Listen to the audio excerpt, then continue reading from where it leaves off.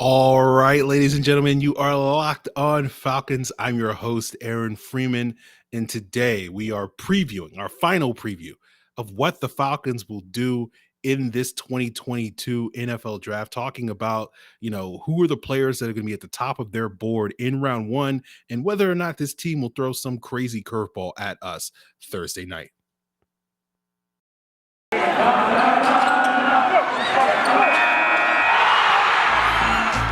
You are Locked On Falcons, your daily Atlanta Falcons podcast. Part of the Locked On Podcast Network, your team every day.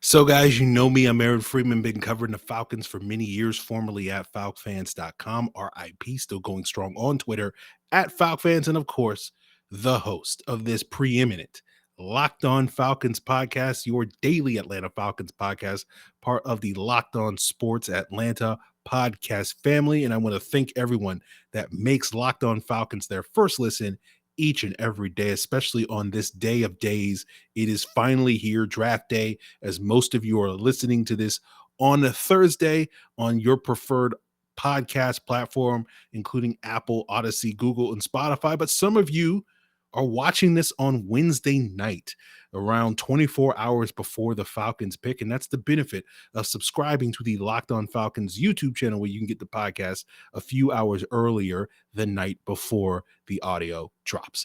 So, guys, today's episode is sort of our final preview. We'll be talking mostly about what the Falcons will do at the top of the draft. That's the thing that we're all obsessed about. And so we'll talk about sort of the players, the final five to me that I think are likely to be the Falcons pick. We'll get some of my thoughts on those players as a preview. We won't go too deep into those guys because I want to save it for Friday's episode. Hopefully the Falcons, well, maybe not hopefully, but like the Falcons will take a player and then we'll take a deep dive on that player on Friday's episode. In that reaction, we'll also be talking about, trying to figure out what the Falcons draft board is and whether they could throw some curveballs. We'll also be talking about, given sort of the down nature of this year's draft class, does that mean that teams like the Falcons picking at the top of the draft should swing big, or should they go for the safer play? Should they be swinging for the home run, or should they be looking to hit a double? We'll get into that all on today's episode. So let's start things off talking about sort of what, ranking the players in terms of the odds. And for me, the final five, in terms of, if you're asking me, there's a 90% chance that the Falcons pick is going to be one of these five players. Again, 10% chance that the Falcons throw a curveball at us. But, I think those five players are Malik Willis, Jermaine Johnson, Kyle Hamilton, Jordan Davis, or Kayvon Thibodeaux. And if I was to put percentages on it that, to carve up that 90% between those five guys, I'd probably go Malik Willis 25%, Jermaine Johnson 20%, Kyle Hamilton 16, Jordan Davis 15, Kayvon Thibodeaux 14, and of course the last 10% is other, and that's 16 different players that it could possibly be. And you probably hear that and you're saying, "Oh, Aaron thinks Malik Willis is the likeliest pick." And even though the odds say in this way, like, don't think of it that way. Think of it like there's a 25% chance the Falcons take a quarterback at 8, right? That's what I'm basically saying. And it's 20 or 26%, and 25% it's Malik Willis, and 21% it's Desmond Ridder or somebody else, right? But there's a 75% chance that the Falcons don't take a quarterback at 8. And because there's not one individual player that I can sit here and say that's definitely the guy, and we'll get into why it's difficult to try to imagine the Falcons draft board coming up, but they're kind of splitting the votes. So that's why Malik Willis is at the top, because he's basically the only quarterback in play. But then there's like a 75% chance, as basically I'm breaking it down, that the Falcons go, in the direction, or I guess a 65% chance that they take a defensive player at that 8th overall spot, which is significantly higher than any chance of taking Malik Willis. But because I can't sort of say, oh, there's a 65% chance it's Jermaine Johnson, or it's Kyle Hamilton, or it's Jordan Davis, or it's Kayvon Thibodeaux, or it's somebody else, I can't nail it down. So each individual, Malik Willis comes out on top. So think about it that way. I also would imagine, other guys that would probably be high on their draft board, like Trayvon Walker, Ike Ekwonu, Evan Neal, would be high probabilities if they were there at 8. I don't think they're going to be there at 8, but there's a chance that one of those guys falls. I've heard some buzz that, maybe Evan Neal slides a little bit further than people think he will. We'll see. I had him going to 6 to Carolina, so maybe he falls past that point. And so I would imagine if one of those players is on the board, it would completely throw, these percentages out of whack. And right, like it's not a 10% chance that those guys are the pick if they're available. It's a 10% chance that those guys are there in terms of that other vote. And so I feel generally good. We'll talk a little bit later on today's episode about, these 5 guys and where they're at when it comes to floor versus ceiling and whether or not the Falcons should value the floor more or value the ceiling more. We'll get a little bit more into that. But when I look at these 5 players, like I don't love any of them. I don't sit here and be like, man, that's a home run pick for the Falcons. That's incredible. They got it. Like, I think all of these guys have the potential to be really good NFL players, right? And cornerstone pieces and transformative pieces for your team in the future. But I wouldn't sit here and say with any degree of confidence or optimism that they're definitely going to get there. They could. But you guys know me, like I'm a big believer that you got to look at players' floors first. That's their starting point in the NFL rather than looking at their ceilings and getting enamored with their ceilings. And, when we get into the scouting reports later in May and whatnot, my floors are going to be what I think the player is day one when he starts in the NFL, what he's going to be in that first season rather than sort of what he's going to be 3 or 4 years with, minimal development. But today, when you hear me comparing these players to what their floors are, I'm more referring to sort of what the minimal development is for those guys after a couple of years. And so when I look at a guy like Malik Willis, we talked about this before, when you look at sort of quarterback tiers, like he's probably like a 3rd tier guy. That's probably his floor in the NFL. I feel pretty confident that he'll reach that level, probably, if you were ranking quarterbacks somewhere in that 16 to 22 range, is probably a safe assumption that you feel comfortable that Malik Willis can reach that point. Whether he gets significantly higher than that certainly is a question. Jermaine Johnson and Kayvon Thibodeaux, when I think about their floors, I compare that to, previous Falcons edge rushers that were taken in the first round that, I know a lot of Falcon fans have mixed feelings on, but, Jermaine Johnson to me is like, his floor is like the good version of Takk McKinley. Kayvon Thibodeaux, his floor is like Vic Beasley. And I use those players in those comparisons, not necessarily because of like playing personality or whatever, however you felt about those guys and their desire and their want to and their commitment and loyalty, all those various things, that fans intertwine in those things. I just use that as like Jermaine Johnson's a power rusher, just like Takk was, and Thibodeaux is a speed rusher, just like Vic Beasley was. And so like, that's, both of those guys, for the most part in the NFL, were like 6-7 sack guys that would give you 30-40 pressures a year. And like that to me is like the floor for what I expect Jermaine Johnson and Kayvon Thibodeaux to reach with minimal development. So that's why I use that comparison. Jordan Davis, like his floor, his ceiling is really high, but at the very least, he should be like a Dexter Lawrence type of player, a guy that's a solid starter for you that can play the run, can give you a little bit of juice as a pass rusher, but just may not be like a true difference maker. Not a guy that you're going to sit there and say, oh, when he comes up on the second contract, and maybe the Giants feel differently, but like, oh, that's a guy that we're going to pay $15 to $18 million a year or something like that. And he winds up going somewhere else and turns into Linval Joseph. As another example of a former Giants nose tackle that went on to more success with the second team than he did initially on his first team. And then with Kyle Hamilton, like his floor to me is like kind of like Landon Collins, right? Where when you looked at Landon Collins, I'm using so many Giants examples, it's weird. But when you look at Landon Collins in New York with Steve Spagnuolo, he was a Pro Bowl player. Like he made 3 Pro Bowls in those years, and whether you think he was deserving in all those years, but like he was a really solid player, fit that scheme. Got paid a lot of money to go to Washington, hasn't quite lived up to that sort of price tag, but was a solid NFL player in the right scheme. And I feel like Kyle Hamilton at the very least should be, that good or better. Now, I know some people are going to be like, that's not what you want in the top 10 pick. I'm saying like that to me is a pretty safe assumption for what these guys will be at least a minimum as. Again, I think all 5 of these players have the potential to far exceed those expectations. So that's why like I say like, why I like these guys, I don't love these guys because I don't feel like, oh man, that guy's an absolute day one superstar stud. He's guaranteed, like I don't see any of these guys as that.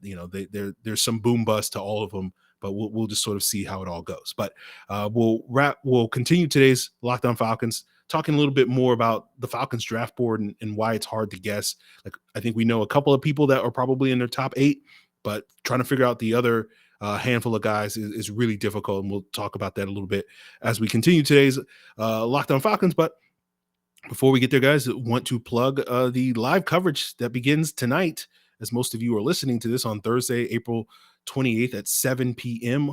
on Locked On's live daily coverage of every pick on YouTube and Facebook and Odyssey. And of course, you can find that by searching for Locked On NFL, and they're going to be covering you all 3 days. And I haven't been promoting this all week long, but the plan for me is to also do a live show starting at 7, running for the first from like 7 to 7:30, and then you guys can join the Locked On NFL Draft show that's going to be running for like the next 5 hours at that point in time, and you'll probably see me pop up a little bit later on that show after the Falcons pick and whatnot. But yeah, the plan is that I will do a live show. I haven't been pushing it and promoting it because I haven't done anything live since joining YouTube, and I don't want to overpromise, and then there'll be some like technical difficulties. But we'll probably do a live thing later tonight on Thursday at 7 p.m. on the Locked On Falcons YouTube channel. That will be a chance for you guys maybe to get in some final questions in the chat, and we can interact. And I'm not imagining. I'm recording this on Wednesday, so I don't know what's going to happen over the next 24 hours. But I'm not imagining that anything crazy is going to happen in the next 24 hours that we got to talk about this. But we'll see what happens at 7 p.m. Again, check out Locked On Falcons or check out Locked On NFL at 7 p.m. Thursday night for the live coverage. And guys, this weekend is going to be a busy weekend for all of us that are, draft fiends and whatnot. But, you've ignored your loved ones long enough. And next weekend, after this upcoming weekend, you're going to have to, make up for it. And why not make up for it by buying that special someone in your life, that jewelry piece over at BlueNile.com. And if you're having trouble picking the right one, the experts at BlueNile.com are available 24/7 via phone and chat to help you find the perfect gift to fit everyone's budget. Make this year's Mother's Day memorable and celebrate someone special in your life with something enduring like diamond earrings, elegant tennis bracelets, birthstone pendants, and so much more at BlueNile.com. And you can easily navigate through thousands of fine jewelry options at every single price point. So head on over to BlueNile.com, and our listeners are getting $50 off, $500. That's all you need to do is to use the promo code Locked On. That's code Locked On, and this podcast exclusive is only available through Mother's Day. So head on over to BlueNile.com and make sure you know that every order is insured, ships free, and arrives in discreet packaging so it won't give away what's inside. So shop stress-free and find your forever piece by going to BlueNile.com today.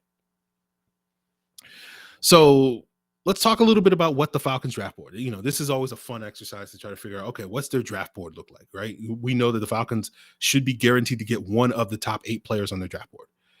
And trying to figure out who those 8 guys are is next to impossible. Like I feel confident saying, Aiden Hutchinson, Trayvon Walker, Evan Neal, Ike Ekwonu are 4 out of those 8 players at the top of their board. But, who 5 through 8 are is anybody's guess. Is Sauce Gardner up there? Maybe. Certainly possible.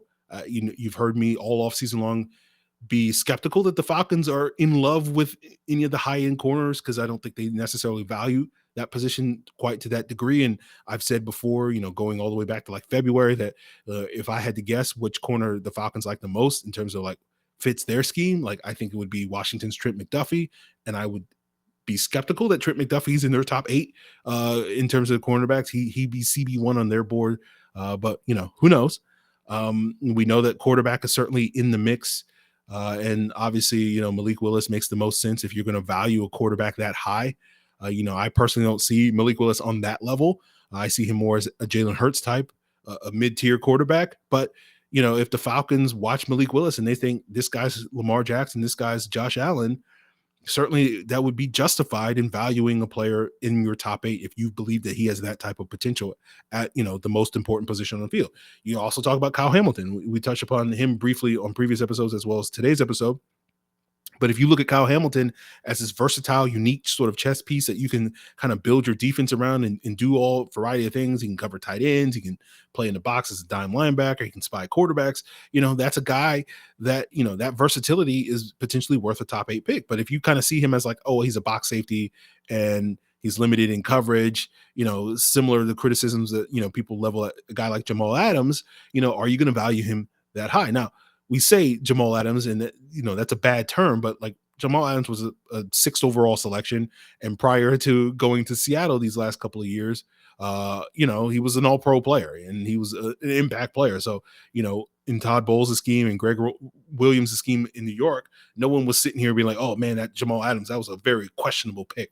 So, a guy like Kyle Hamilton, a lot of it may be tied to scheme. And if you trust in the play calling, as many of you guys do with Dean Pease, and I say that as not someone who's like, I have no confidence in Dean Pease. I just, I don't have like absolute faith that, oh yeah, if Kyle Hamilton came to Atlanta, Dean Pease would, blossom him into an all-pro. Like, I think he could. I think he should, but like I'm not convinced that like that is definitely going to happen. But if you believe that he can, then yeah, Kyle Hamilton definitely deserves to be in your top 8. And part of the issue with Kyle Hamilton specifically, and part of the reason why I've kind of punted on really diving deep into the Kyle Hamilton conversation with the Falcons picking at 8 is like I don't have a definitive take on him, right? Like I see the upside, I see the potential.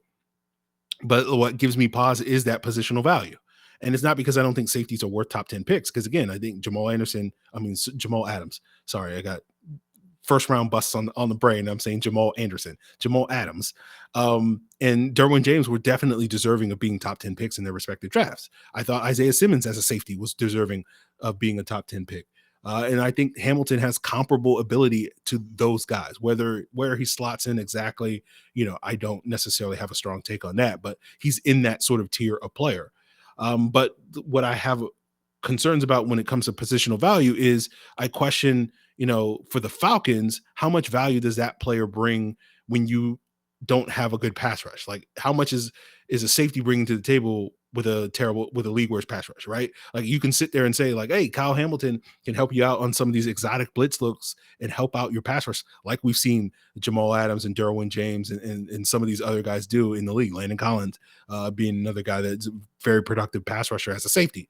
But what's even more productive than Jamal Adams or Derwin James or Landon Collins? An actual pass rusher, right? Like, Jamal Adams' best season as a pass rusher in terms of production is comparable to like, an average season for an average, maybe not an average pass rusher, but like an above average pass rusher, right? Like 6 sacks and 30 pressures. Like, that's what you would expect out of Vic Beasley or Tack McKinley. And no one's saying that those guys are incredible. So it's one of those things where it's like, as much as you love Kyle Hamilton, it's like, wouldn't it make more sense to just get someone who's good at rushing the quarterback unless you believe that, Hamilton's versatility is an asset that you're not going to get out of a pass rusher. And then you think about like, we sit here and we're like, oh, well, they could take any of these players and there's so many options. And it's like, what if like in their top 8 is some player that we don't expect, some player that we haven't really spent any time and they just absolutely love this player. And an example that comes to mind is someone like Mississippi State tackle Charles Cross. Right. And I'm a big fan of Charles Cross. He's a plug and play left tackle to me. Like he's a guy that I think, goes to the right team, can be their Jake Matthews, play 12 years, make 4 Pro Bowls and not skip a beat as a left tackle in this league and be a high level type of player. But obviously that's not the situation that he would find himself if the Falcons were to take him. And more than likely, given that, Jake Matthews signed that extension, he's got 2 to 3 more years here in Atlanta. And so that's 2 to 3 years that Charles Cross would likely be stuck playing right tackle. And he's never played that position in going back to high school and in college, as far as I'm aware. And so that's a question mark for him. So you do wonder, like, would the Falcons love him? But maybe they just love the prospect and they believe that he can make that transition. And they would be like, he's the ideal candidate to come in and replace Kaleb McGarry. We'll have him come in and compete with Kaleb McGarry at right tackle. And we expect him to win that competition, even if he's making that transition to a new position. And then, Jermaine Ifedi, who previously is that guy that's supposed to compete with him, maybe Jermaine Ifedi's moving to left guard and competing with Jalen Mayfield. And again, that's a new position for him. And maybe the Falcons throw caution to the wind and they say, oh, we don't, we believe in our coaching staff to coach positional versatility. And even though Jermaine Ifedi hasn't played on the left side of an offensive line in a decade, and even though Charles Cross has never played on the right side of the offensive line, we have enough confidence in what Dwayne Ledford's bringing to the table that he can teach those things over the course of training camp, and those guys can get ready to play. Again, not saying that is the case, but like that's maybe one possibility that we haven't spent any time thinking about, that the Falcons may look at some of these players at. And so that's what makes it difficult. Like, when Dan Quinn was here, it was like you knew exactly what the Falcons were looking for in their draft prospects. It was like, good 40 time, good broad jump. And if they played in an all-star game, like you knew they were checking all the boxes the Falcons were looking for. And this year's group and this current regime, based off of what we saw last year, there's no real sort of like strong through line, and maybe we'll get a little bit stronger of a through line with this year's crop of players, but it just kind of, so far we just don't have enough data to really feel strongly one way or the other. Hopefully next year we'll be able to be like, oh, this is what the Falcons value or whatever the case may be. And it's just a learning process and we'll all figure it out. But right now you guys are just as much in the dark as me. I have some educated guesses, but we're talking like third grade education. No offense to anybody who has a third grade education, but it ain't college degree type of educated guesses. It's basically the point I'm putting out there. So we'll see, how that develops and see if the Falcons throw some curveballs. And we'll wrap up today's episode by talking about sort of dreams versus reality when it comes to, what people want the Falcons to do. And we'll get into sort of where I fall on that as we continue today's Locked On Falcons podcast, guys. But before we get there, guys, I want to thank you again for making Locked On Falcons your first listen, which is part of the Locked On Sports Atlanta podcast family. And of course, Locked On Sports Atlanta is a new feed here on the Locked On podcast network that is comprehensive for Atlanta and Georgia based sports. And you can find 3 shows: Hitting Hard with John Chuckery, A to Z with Mark Zeno, and ATL Day Ones with Jarvis Davis and Tanitra Batiste, all on the same podcast feed, available on your preferred podcast platform, all the same ones that Locked On Falcons is available on as well. And guys, it's baseball season, it's NFL draft season. You got to get in those NFL draft props. And the best place to do so is, of course, BetOnline, your number one source for all your sports betting needs and info. You can find the latest odds, contests, player props, podcasts, you name it. BetOnline.net has it all. And it's not just baseball, it's not just NBA playoffs, it's not just NFL draft props. There's UFC, golf, hockey, esports, your favorite Vegas casino games. I already have a number of draft props. I may be sitting here as we get to closer to 7 o'clock and be like, okay, here's my final BetOnline bet slip and whatnot in terms of my draft props. So head on over to the website to see what's available for you, what you feel good about, who's going to be the number one pick, how many wide receivers going to go in round one, anything that you think you can bet on, you can find at betonline.net. BetOnline is where the game starts. So, people ask me every offseason, like, okay, who's the guy you want? Who's your dream pick, Aaron, at 8? And like, I don't really have one, but if I were to have one, if you're going to twist my arm, it's probably Ike Ekwonu, right? He's my dream pick. But, anybody who's been a regular listener to this podcast for 5 or more years knows that like I don't dream anymore when it comes to the draft, right? The last time I dreamt for a player was Miles Jack, and I got all jacked up for Jack in 2016, and then the Falcons did not take him, and I just like, I'm never doing that again. So like when I think about like, instead I'm like, let's not dream about things. Let's not live in fantasy world. Let's live in reality. Let's, the sober, realistic, here's who, final Aaron, who the Falcons taking. I think it's going to be Jermaine Johnson, right? And, I think if the Falcons do choose to go in that direction or don't choose to go in that direction, it presents an interesting dilemma for, I think, a lot of teams picking at the top of the draft. Because when I look at a player like Jermaine Johnson, I feel really solid that he's going to be like a double, right? When it comes to the baseball hitting analogy. Like, I'm really confident about his floor. He's a high floor player.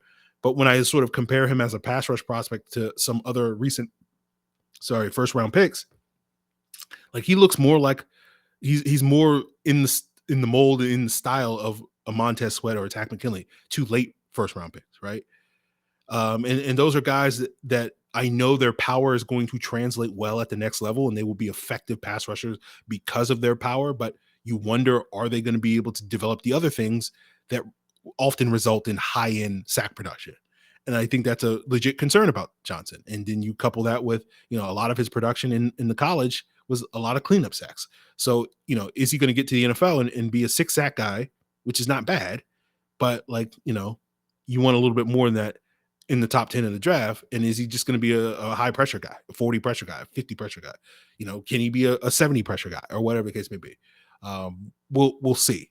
If he doesn't develop the arsenal. And so I think the upside is there. The tools are there for him to be more than just a power rusher.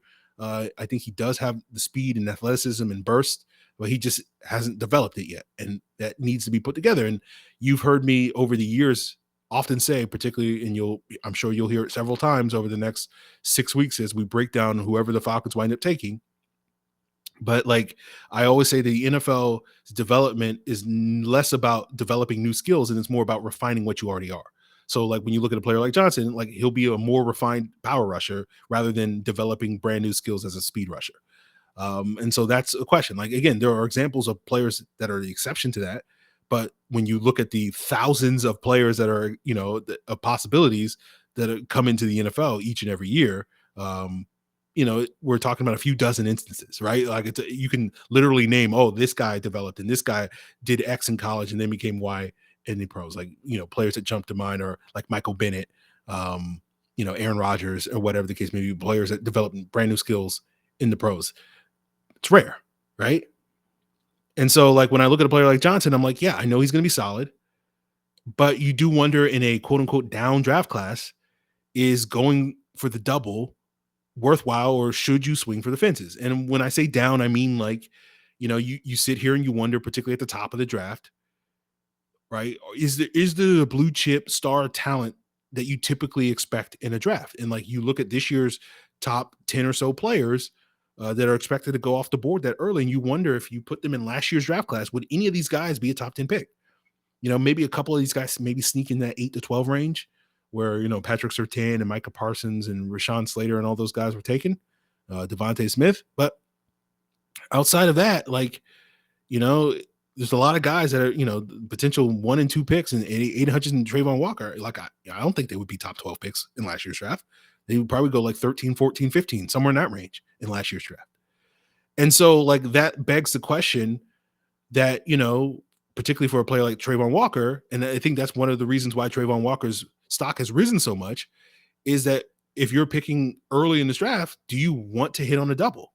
Or are you going to look at it and say, look, we have an opportunity to hit a home run with this pick, and so we're going to swing for the fences for a guy like Trayvon Walker, who has tremendous upside, has the, athleticism comparable to guys like Myles Garrett and Ziggy Ansah, right? We've seen guys that were raw, unproductive in college have success in the NFL. Daniil Hunter, Rashawn Gary are examples. And so it's not as if like, oh, Trayvon Walker is this unprecedented example, but it is one of those things where like he's a boom bust guy.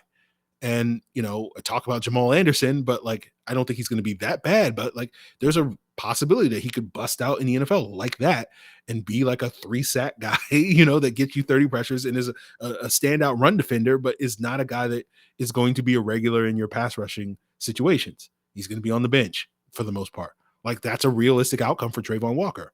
And, that's a strikeout versus a home run. Like that's kind of the range of outcomes he could have. And some teams would feel better about taking that big swing, picking so high. I don't know if the Falcons are one of those teams. I don't know how I feel about it, right? You go back to some other recent draft classes that were quote unquote down, right? And we always say they're down because they don't have the elite quarterbacks. 2013, 2019, particularly that 2013 class. It was, a barren landscape of just bad picks early in that draft, particularly in the top 10. Like, Eric Fisher went 1. Like, if you look at the top 10 picks, like Eric Fisher, Lane Johnson, and Ziggy Ansah are probably the 3 most successful of those picks, right? And you could argue that all 3 of those guys were home run swings compared to some of the other options there, like particularly at the tackle position, like Eric Fisher, was very productive at Central Michigan, went to the Senior Bowl, killed it there, but he's a small school guy, right? And then you compare Lane Johnson, who was a tight end that spent 2 years at Oklahoma as a tackle, but was very athletic. Both of those guys were, Fisher and Johnson, that is, very athletic, but you compared them in that draft class to Luke Joeckel, who was the second overall pick after Fisher, who was a polished 3-year starter at Texas A&M, left tackle. And so he was like the proven guy. He was the high floor guy, may not have had the athleticism that those other guys had. And he went to Jacksonville and he struggled, and he wound up, being out of league within like 5 years and wound up kicking in to guard. And meanwhile, Lane Johnson's still in the league. Eric Fisher, I think, is currently an unsigned free agent, but probably will sign with some team, whichever team misses out on the left tackle in this draft at some point in the next 3 months. And so like you sit there and you go, is there a lesson in that? Is there a lesson, swing big, swing on the upside guys, rather than taking the tried and true in that case? Now, maybe that's an isolated example. You look at 2019, particularly when you compare it to, the edge rushers in that 2019 class, right? When we're talking about the Jermaine Johnsons versus the Trayvon Walkers and whatnot. But that 2019 class produced Nick Bosa, Josh Allen, Rashawn Gary, Brian Burns, and Montez Sweat in round one. We don't count LJ Collier. Shout out to the Seahawks for, Seahawking on draft night. But like you look at those five guys, and like when you look at those five pass rushers 3 years now into their NFL careers, you would probably say the two standouts are Nick Bosa and Brian Burns, and those were the two guys that had the highest floors of that 5-man group. Allen was, sort of a breakout late season, sort of late career, I should say, guy, but had a tremendous upside. Rashawn Gary never really produced. He's in that Trayvon Walker at Michigan, but had a lot of tools, had a lot of potential. Montez Sweat was solid at Mississippi State, but again, was more of a Senior Bowl standout and whatnot, and went late in that draft. And so you wonder, particularly like when you compare guys like Josh Allen and Rashawn Gary, like their production in the NFL has been similar, right? Allen started stronger, but Gary's really come on the last couple of years, and so it kind of balances out to them having equal production when it comes to sacks and pressures and other factors and whatnot. And we'll see again, because like this is part of the reason why like I prefer 5 years to judge drafts rather than 3 years, because I think you'll see some separation with these pass rushers. Some of these guys will continue to ascend. Some of these guys may plateau at this point in time, and 2 or so years from now we'll be able to look back and say, oh yeah, this guy definitely was the better player. Where they're kind of all jumbled up. It's like Bosa, and then there's a drop to Burns, and then there's a little bit of a drop to the rest of those guys. And so in 2 years we'll have a better idea. But like these are the hard questions, right? And you sit here and you wonder, what, like Gary, like did it help him going to a team that had already established pass rushers and he was a third or fourth guy, versus Josh Allen, who's he went to a team in Jacksonville with Calais Campbell and Yannick Ngakoue in his rookie year, and so had some success early on because he was the third guy, but now in the last 2 years has been forced to have to carry Jacksonville's pass rush, and how does that factor into the whole conversation? So it's a difficult conversation to have. There's no easy answers, right? And like it's a matter of preference, really. And like I don't have a strong preference, guys. Like it's a case by case basis on where you feel when it comes to floor versus ceiling, or a safe pick versus a gamble, a double versus a home run. Again, there's no universal thing. There's no like, hey, if you apply that to this player, and there's like, for example, if you ask me to go Trayvon Walker versus Jermaine Johnson, I'm willing to take the swing on Trayvon Walker over Jermaine Johnson. If you ask me Jermaine Johnson versus Kayvon Thibodeaux, I'm like, I'm a little safer. Let me go safer. I prefer Jermaine Johnson. And there's no rhyme or reason to that. It's just like a general gut feeling. And like the point is like where the Falcons fall in that spectrum, we'll see, right? Like Jordan Davis, big home run swing, right? And if they go in that direction, I'll be like, I'll get it. Like they swung for it all. But like, if they go in a safer direction, like a Jermaine Johnson, Malik Willis is a big home run swing. So we'll see how the Falcons, play it out. All of this stuff is subjective at the end of the day. Like you guys know, I'm anti-Falcons at taking a wide receiver, but like, some of these wide receivers later in the first round, they go to certain teams. I'm like, I love that pick for them. Right. Like Garrett Wilson, like there's a different perception of what Garrett Wilson is if he's picked by the Falcons at 8 versus Garrett Wilson if he's picked by, say, the Cardinals at 23. Because in Atlanta, he's going to come in and have to be a day one contributor. He's going to have to be the guy day one. And that to me is not a great recipe for success. While in Arizona, like, he gets to join a team that already has DeAndre Hopkins and AJ Green and has a quarterback and, has Zach Ertz. And so he gets to join this veteran group of players, and he gets the, get taken under the wing when, if he goes to Atlanta, he's going to have to be, the alpha in that room and be the guy. And, maybe that's too much to ask for him. Now, maybe Garrett Wilson has the mentality to be that guy, or maybe he doesn't. Who knows? Again, but that's the difference. It's all subjective is the point I'm trying to make. So I say that, for those of you like, 3 years from now, you're like, oh, you say Garrett Wilson's going to be trash. And like, I didn't think it was going to work out in Atlanta, but like, we'll see how it all plays out.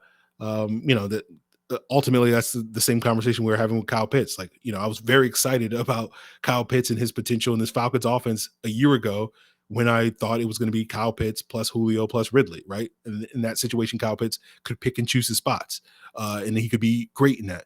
But the minute you trade Julio, the minute Calvin really steps away, he has to be the guy, right? He can't be consistent. And so, for example, with Garrett Wilson, just like what we saw with Kyle Pitts this past year, like, Garrett Wilson can have a 100-yard game in week 3 and then go quiet for a month. And if he does that in Arizona, it's not a big deal because they have other playmakers that are going to be those weekend down in, down out, contributors. But in Atlanta, if he disappears for a month, like the Falcons offense tanks, right? And so you saw that similar dynamic with Calvin. So I just wanted to put that out there. It's just all subjective. We'll see how it all plays out. Some picks work for some teams, some picks work for other teams. It's not all like 32 teams that are the same situations. And like that's really the key. Like environment is so critical to future success in the NFL. That's why the draft is a crapshoot. So I just want to remind you guys of that and consider that context when you look at these draft picks, and we'll see what happens. Of course, tomorrow will be, a reaction to whatever the Falcons do in round 1. Maybe they do nothing. Maybe they trade out. Who knows? Right. Again, I try to have these expectations for everything, but you can't expect everything. Like the Falcons legitimately could throw us a massive curveball and be like, well, it didn't come completely out of left field, but it was left center field, or whatever the metaphor analogy would be. So we'll see what happens. Of course, after that, on Saturday, we'll have reaction to day 2 of the draft. Sunday, we'll have reaction to day 3. Monday, we'll have, a comprehensive breakdown. And then the following couple of days, we'll probably have some guests come on and give their reaction. Because at that point in time, you'll be tired of my hot, spicy Falcons draft takes by the time we get to Monday and Tuesday. So that's the plan for the weekend. This is day 4 of 12 days of draft miss, 12 days of straight up draft content. Again, want to remind you guys that the plan is to go live on Locked On Falcons ahead of the draft around 7:00. Maybe you guys have some questions that you want to submit that we can talk and get you guys geared up for the draft. And of course, you got, the beginning of 3 days of live coverage over at Locked On NFL. And I'll point you in that direction as well, covering each pick.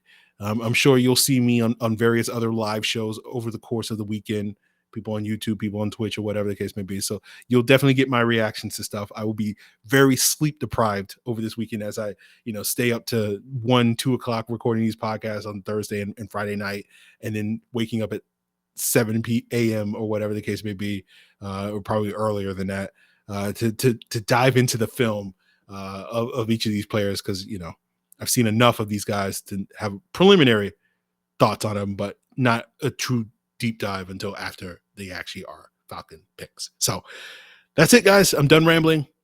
Appreciate you guys for tuning in. We got more and more coverage. 5 golden rings coming tomorrow on the 12 days of draft miss. So that's it. I'm done talking here, guys. You know where to hit me up if you want to provide feedback. Facebook, Twitter, Locked On Falcons, email lockedonfalcons@mail.com. Of course, here on the Locked On Falcons YouTube channel, you can leave a comment here. So that's going to do it, guys. Appreciate it. Till then.